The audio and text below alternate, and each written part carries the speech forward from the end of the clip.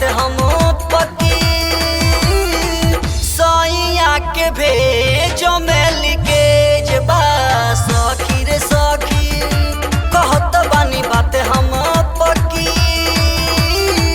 भतरू के भेजो में लिकेज बा सखी रे सखी।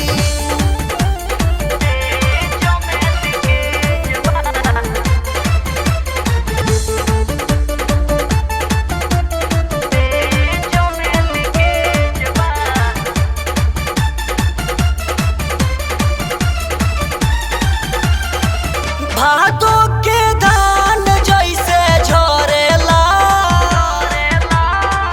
हम चाही वैसे नहीं करेला।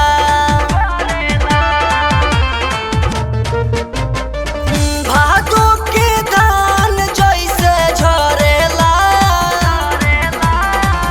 हम चाही वैसन नहीं करेला। खाली झूठो के गाँव में इमेज बा सखी रे सखी कहत बानी बात हम पकी सैया जी के भेजो में लिकेज बा सखी रे सखी कहत बानी बात हम पकी भतरू के भेजो में लिकेज बा सखी रे सखी।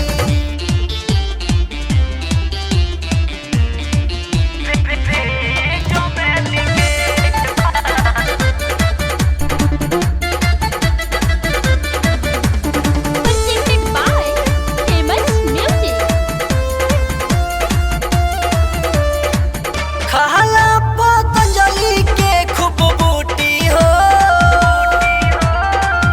तब ना मिठाई को रस ड्यूटी हो।